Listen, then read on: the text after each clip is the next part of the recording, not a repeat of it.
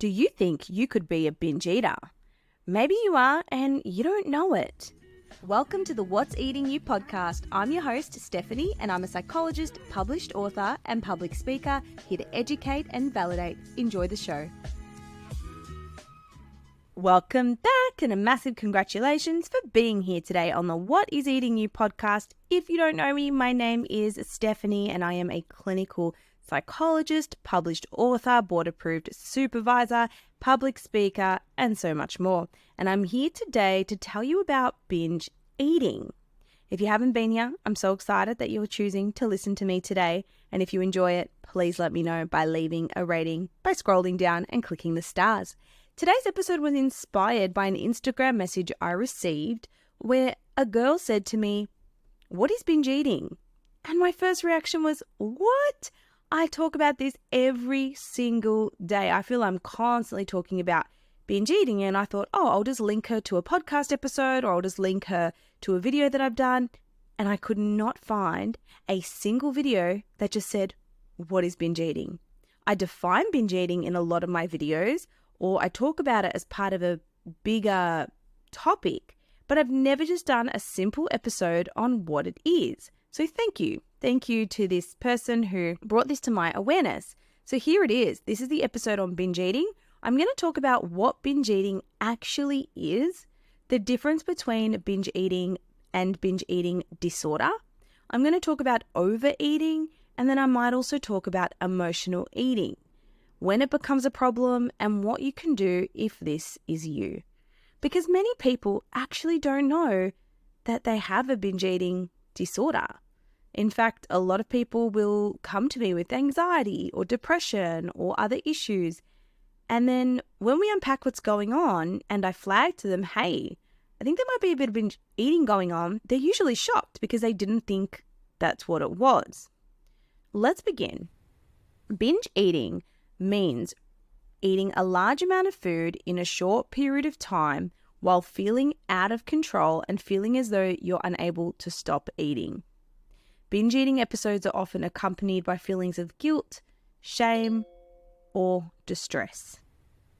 And unlike bulimia nervosa, people who binge eat typically do not engage in compensatory behavior such as purging or excessive exercise.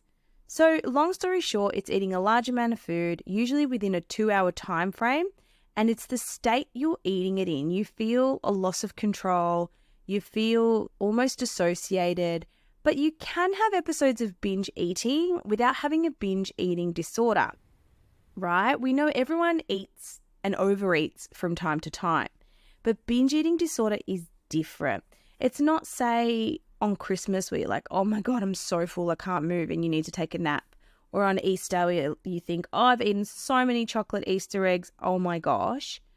That's normal. Everyone does that, right? Now, binge eating disorder is when it happens regularly. You're eating this large amount of food in a short period of time, even when you're not hungry.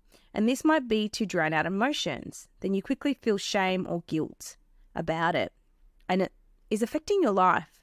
Now, I'm going to go through binge eating disorder in more detail, but examples of binge eating include sneaking a large bag of lollies into your room and eating it in secret, leaving wrappers around, eating a whole cake in one sitting and feeling guilty, replacing food in your family home that you've eaten, finishing, say, 3 burgers when you're already comfortably full, struggling to say no when you're full, eating food because it's free, even though you don't feel like it or you're not full.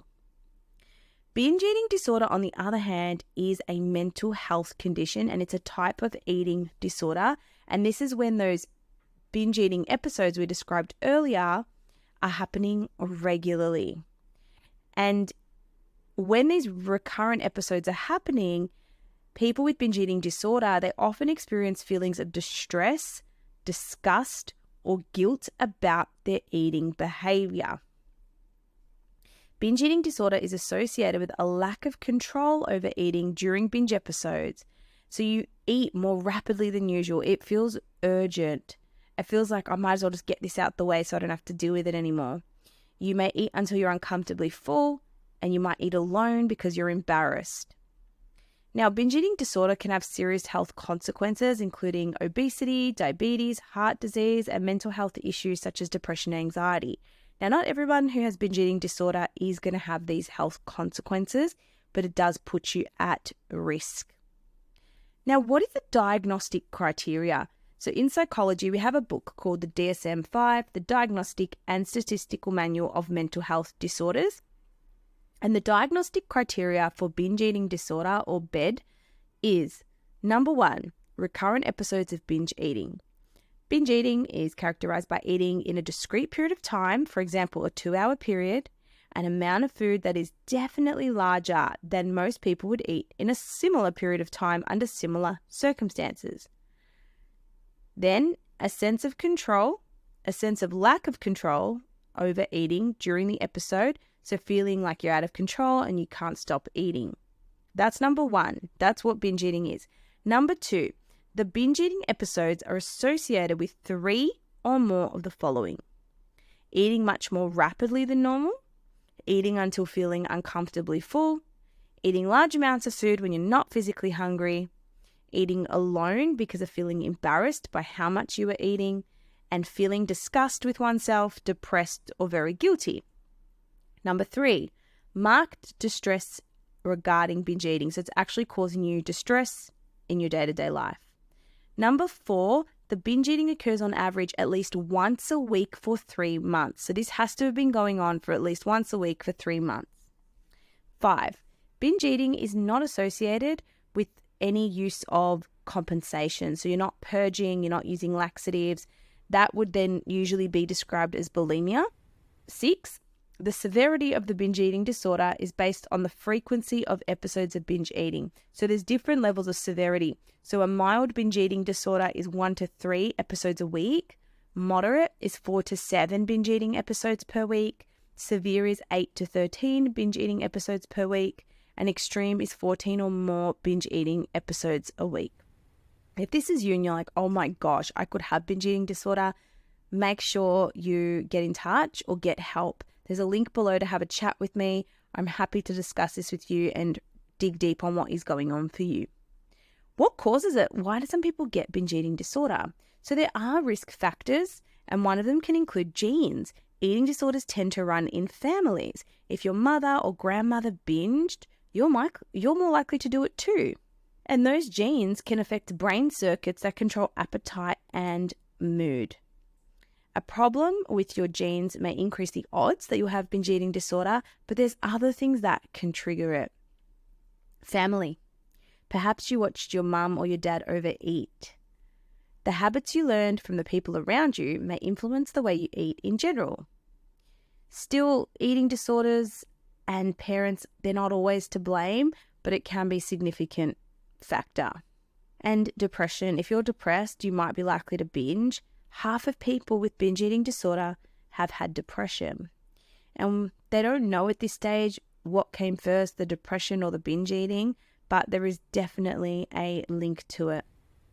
Other risk factors for developing binge eating disorder is low self-esteem, because often people who binge eat, they're not happy with the way they look.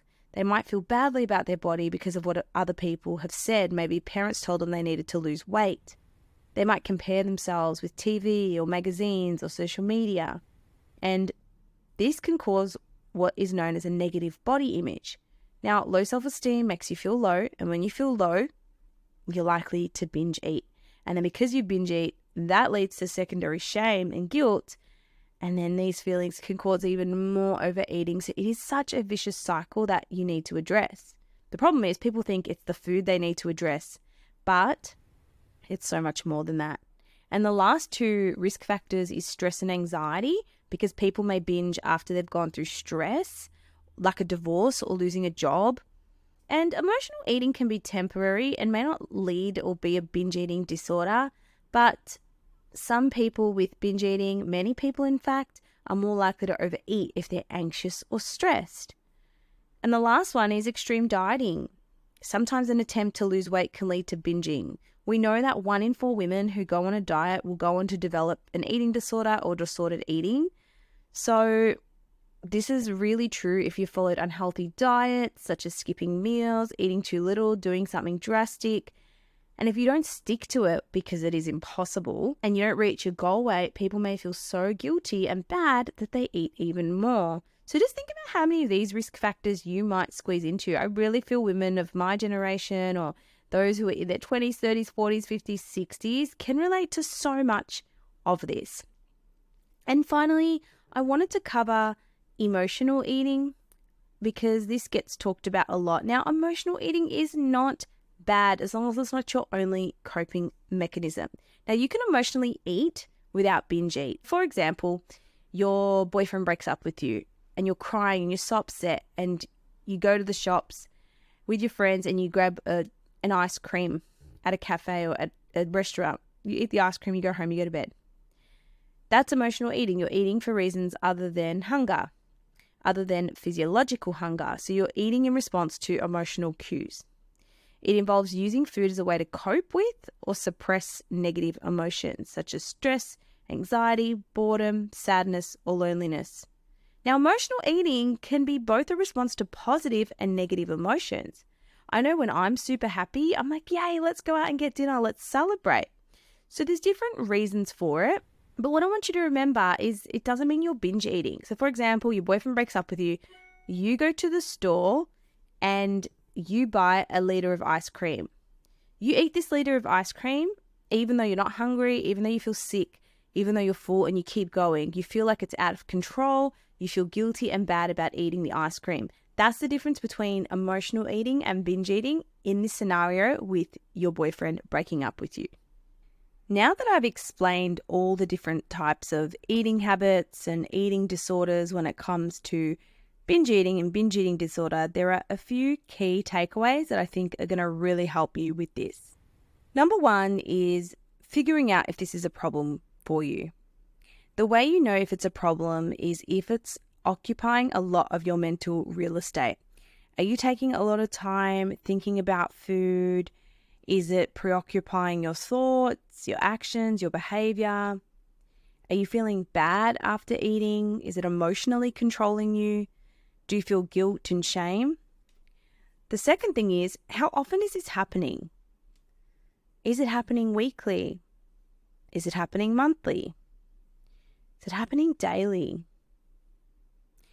And the third thing to ask yourself is this impacting my life?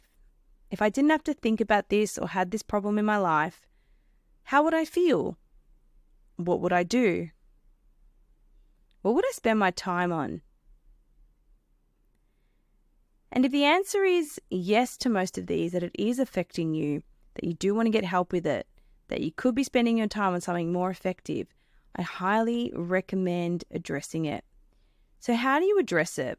The first thing is you need to increase your awareness, because often your perception of your eating can be skewed and problematic. And the only way to change something is to build your awareness of this. So keep a food log.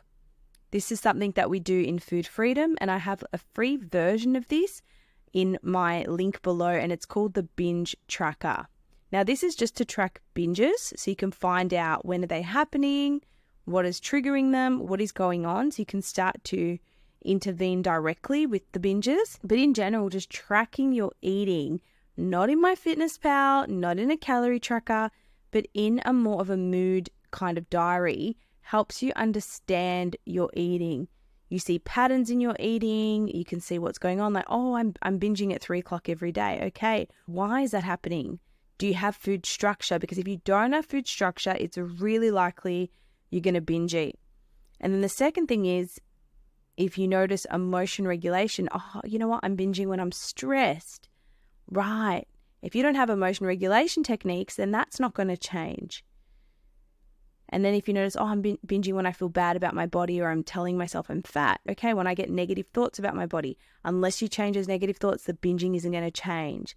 So you can't change the underlying cause of the binging unless you address that mechanism. Is it a thought? Is it an emotion regulation technique? Is it food structure? But the only way you're going to identify what the problem is by tracking it. But many people won't do this because they don't want to face binge eating. I get it. It's stressful. It's shameful. It's embarrassing. If someone told me to track my binges back in the day, I would have been mortified. But it really does work. But you do need someone to help you with the implementation and the accountability. So remember, by addressing the underlying emotional triggers and developing more adaptive coping mechanisms, what you do is you reduce your reliance on eating for comfort and you have more of a balanced approach. So remember, don't demonize emotional eating. It's absolutely fine in small doses. Same with occasional overeating. So for example, at Easter or Christmas, overeating is absolutely fine. We all do it. And just remember, it will pass. The feelings of overeating will pass. So overeating, just to wrap this up, is consuming more food than the body needs, or that's considered typical for a situation. Now, you can overeat without it being a binge. So for example, Christmas, Easter, you eat it, but it doesn't feel disconnected or out of control or overeating. You're just like, this is so yum. Yeah, birthdays, celebrations. But unlike binge eating disorder, occasional episodes of overeating may not be accompanied by feelings or guilt because you're like, oh, it's Christmas, yay. So remember, binge eating and eating disorders involve recurrent episodes of consuming large quantities of food while feeling out of control, whereas overeating is more typical for a given situation or event. Emotional eating, fine in small doses. Eating for reasons other than hunger, don't want it to be your only coping strategy. If you need help with this, book a one-on-one with me on the link below and we can really unpack what's going on for you. Don't feel shy. I have seen absolutely everything. I've discussed everything. I've been through it, but it doesn't get better unless something changes. I hope that's clarified what binge eating is. And of course, scroll down, tap the stars, and I will see you in the next episode. Bye. Thank you for listening to today's episode. I am truly grateful for you being here. If you got something out of today's show, please take a moment to leave a rating or review. To access more resources or support, check out the show notes below. See you next time.